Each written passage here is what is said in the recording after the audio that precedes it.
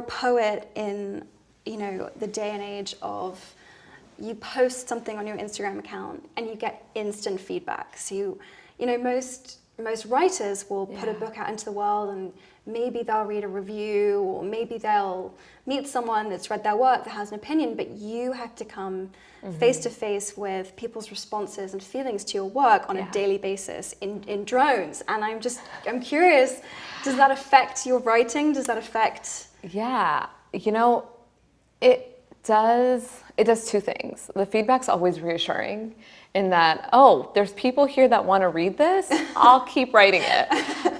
But I'm also very self-aware of the fact that I don't want what other people think to change how I write and what I write about. And I remember very early on, this was probably, Milk and Honey was first self-published at the end of 2014, and when it came out, all of my friends were like, okay, so we were like taking a look at your Instagram and we realized that the poems about love and heartbreak get the most amount of love. And you know, your other pieces about like sexual abuse and all that, okay, maybe you want to like chill on those because there's not that much interaction. And I remember for a month, I was like, you know, you're right. I should be doing everything that I can to get this book into as many hands as possible. But it didn't feel right. And what I felt was this magic. There was some sort of magic going away. And I realized it was because writing for me, and I explain it as like a romantic relationship with like a partner.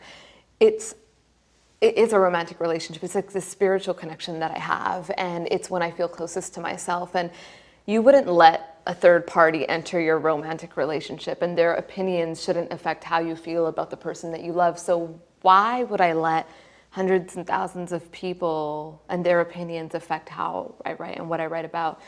And so I'm very aware of really letting that feedback change.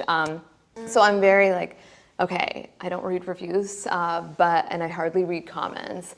And that's usually how I do it. I think it's about honesty and just sharing that.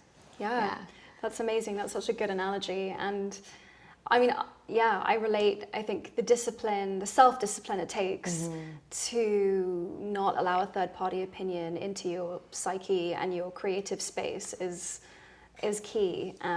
It's hard when it's about you. It must be really hard. It's so personal. It's so personal. Everybody around me is like, it's okay. Like, you know, this person isn't criticizing you. They're just criticizing the work. And I'm like, but the poetry is literally me. Yeah. Like, how is it not about me? You know, this is poems about my life, poems about my experiences and the people that I love. So it's very difficult. And even though I am so self-aware and I do try to like, you know, not let it affect me, I'm sure that at a level it has affected, you know, the way that I write. That has, for sure, some part of it has gone into like how I've written the second book. Yeah. Well, that's what's so beautiful, and one of the other things I wanted to talk to you about was how incredibly there's a lack of self-consciousness there that's so beautiful. There's like such an innocence and like a purity to the way that you did that. And how old were you when you posted the now really famous picture of you with menstrual blood on a sheet? I think I was 22 or 23. That's amazing to me, because I remember, I mean, I had more confidence at that age, but me too. But I still, I wonder, it was so fearless. It was so brave. And I had no idea I agree with you. I was so much more confident and so much more raw, and I just didn't care about anyone and anything. And I was like, I'm gonna do what I want, how I wanna do it. And it was a good thing, but it allowed me to get into some trouble with that photograph. And, you know, I was very naive about the internet because I'd written about periods before. There's a poem about them in Milk and Honey. And so I thought that this photograph wouldn't be a big deal. It was a part of a school project, and, you know, the class loved it and it was going well. And so I thought, it's fine. Like, my readers know that this is how I feel about this topic. And initially, though, my readers were like, they embraced it. Like, the initial response was like, oh my God, like, we love this is amazing. But when it got out of those circles and when it went into other circles, that's when the trouble sort of came.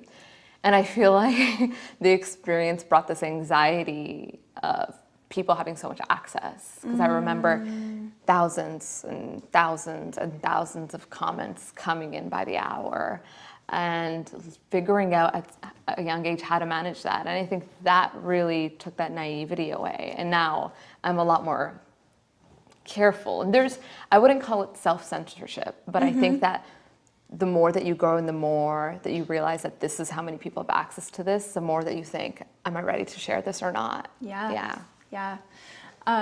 Your caption, your response to that, the patriarchy is leaking, was so brilliant. And Thank you.